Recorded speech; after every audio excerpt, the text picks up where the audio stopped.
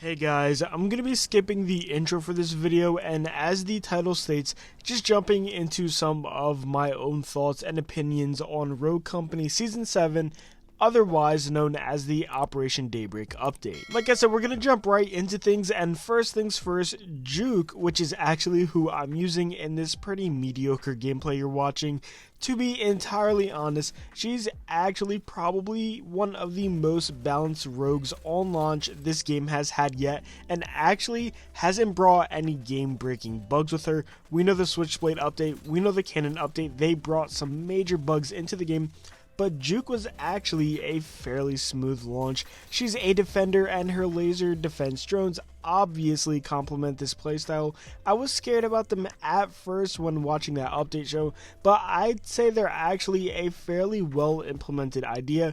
Not too OP, but they do enough damage where they feel useful, not to mention they can also be used to gather intel when needed. Her perk set isn't amazing, but it definitely caters to her playstyle. She's brought us the new Ibex, which is a little bit of a pea shooter, but is still a viable option. She's also given us the brand new impact grenade and reflector.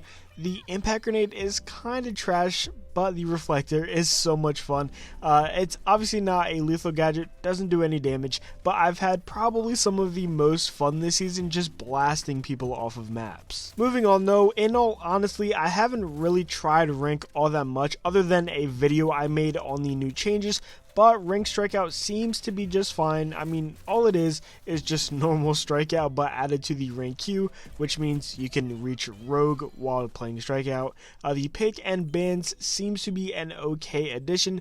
My only thing is the lack of rogues, especially support rogues. Now yes, we have Seeker and Runaway, but Dahlia and Saint are our two only current healer rogues, and if one is banned and the other gets picked up by the enemy team, your team is out of luck in that regard. So I think this system can be good and functioning in Rogue Company, but we definitely need a larger selection of rogues before we truly see this change shine. Surprisingly, the loot crates are an amazing change. They're not pay to win, can be earned both in-game through the Battle Pass and with reputation, and if you have some extra rogue bucks, want some extra cosmetics, you can easily just throw a couple bucks at this game and buy some with rogue bucks, but it is completely optional. This is surprisingly one of the better loot crate systems I've seen added into a video game ever. Now, I've already kind of covered my feelings towards the Battle Pass in previous videos. I actually already spoke about the Wasteland Phantom and Cannon skins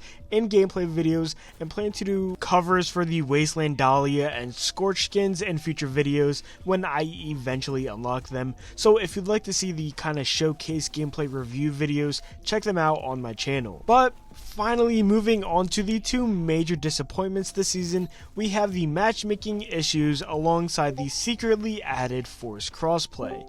Touching on matchmaking first, this is something I've personally been dealing with a ton this season, especially with 6v6 Team Deathmatch.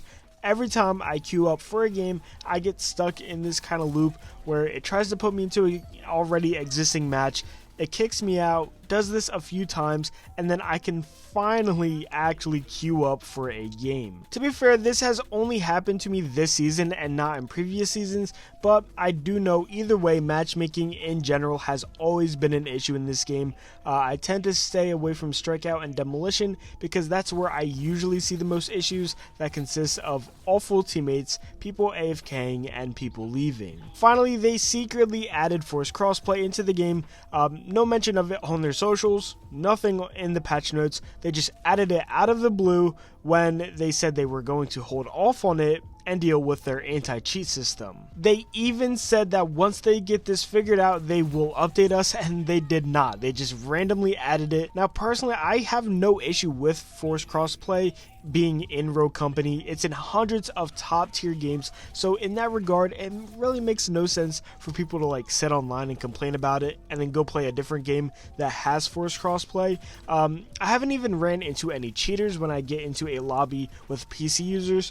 My only issue with this is the transparency. This is a huge change to this game and should have definitely been touched on in some patch notes, or even in like a tweet or Reddit post. With that said, what do you think about Season 7? Be as brutally honest down below in the comments and let me know how you're feeling. For me, this definitely does not feel like the launch of a fully released game whatsoever. While you're down there, hit that like button if you enjoyed this video, and why not subscribe if you have not already.